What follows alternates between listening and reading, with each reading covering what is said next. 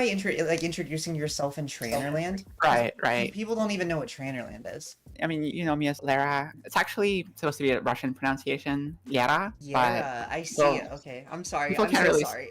Anglophones can't really say that, but it's okay. I'm Interesting. Russian Jewish, which is also quite fitting for people who are into this kind of theory. The theory does kind of imply that our identities and place in the world kind of informs our, similar to standpoint epistemology, informs our speaking position and our ability to like know things to some extent. So I do find that, a bunch of the other theorists about like psychoanalysis stuff are sometimes like similar ethnicities and have faced like similar problems over time. But yeah, I mean, I've been transitioning for about 10 years. I've been around different trans communities. I've seen how a lot of it has changed from being much more isolated phenomenon in like certain circles online to becoming like a top tier like culture war issue. Yeah. And kind of a sticking point for a lot of people. And it's something that I don't think we're over. I don't think we're going to really get over it. There was, I guess, the saga with Trump winning and trying to roll back a bunch of the additions to trans rights, like access to healthcare. Some of it has worked, some of it hasn't. I know like it's still being contested through courts and so on. But even though they've tried to do that, the trans problem is not going away, right? Yeah. And there's some like structural reasons with the way our society works and the place that gender is supposed to have that are not being filled and will continuously cause clashes over not just the meaning of womanhood and like who counts where, but literally at like an ontological level of society, people's sense of self and subjectivities that are being produced is also bifurcating the society between different types. And part of that is politics, part of that is also gender. So can you break that down a little more for like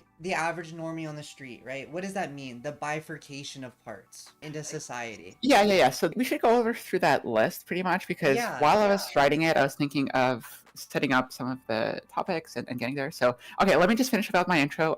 So I'm, declaration of my epistemological standpoint, just in case anybody wants to comment me to cancel later over my privilege or lack thereof. So yeah, I'm like a white trans woman from Canada, almost 30, and all of this theory research stuff is not exactly my milieu. I'm more from like a STEM background. I studied computer engineering, but I have been into like humanity stuff, separately from that and kind of educating myself. So most of this theory stuff that I'll be regurgitating is things that people smarter than me have said, but I feel like I'm like tying a few of them together in a way that's maybe interesting to your viewers as well. And then, Trainerland was the server I co-started with a friend. Technically didn't start it exactly, but I didn't make it into the thing that it is today. That one is essentially meant to be a space for trans women primarily. It is kind of inclusive for cis and trans men, but obviously primarily focused on trans women because that's who stuff concerns to more. And yeah, I kind of felt that there was a lack of these spaces for trans women where they're not subject to either very flattening kind of social justice, like no expression of trying to be like too much of a real woman, like you shouldn't need to get all the surgery or all the makeup because that's going to be oppressing yourself and actually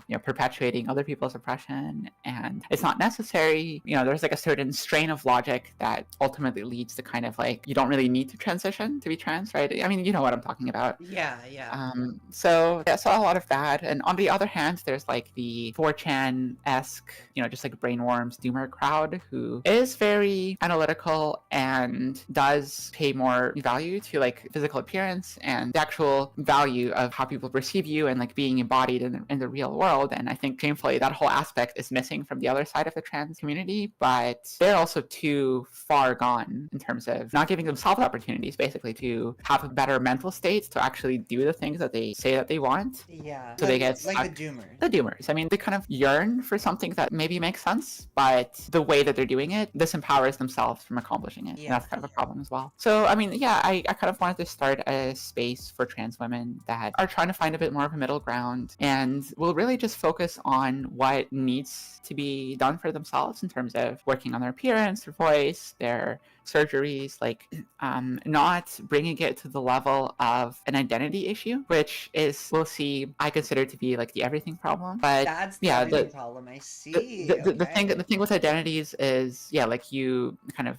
declare yourself as a woman, and then it's not clear what other aspects of behavior and appearance are related to that. What is a woman, right? Everybody knows that there should be something there that goes along with it, but as a society, we've kind of not been able to say what that is. Yeah. We haven't been able to come up with a proper definition of gender, so to speak. And I mean, it's causing all sorts of problems. I kind of see it as interrelated to a lot of things because it is gender and sexuality, psychoanalysis talks about them, don't really have their own domain in human life. They permeate the rest of the domains in human life in a way, because you, outside of the bedroom, your kind of gender in like the workplace, in public, it shouldn't matter in polite society in a sense, right? I mean, it does obviously, and there's like discrimination and stuff, and there's affirmative action to try to counter those things, but as a whole, we don't expect that, okay, men and women have to be treated that differently outside of like specifically sex and reproduction. Yeah. But at the same time, we keep doing it also. Like you very quickly find out if you go in a workplace as a woman that people do treat you differently, and there is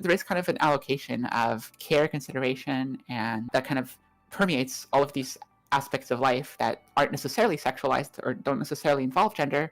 They somehow have it, or somehow it matters in that context. So gender and sexuality don't really have their own domain in that sense. They affect everything, and that's why they're also cause problems and everything. But yeah, I mean, that's a bit about me. So we can get into like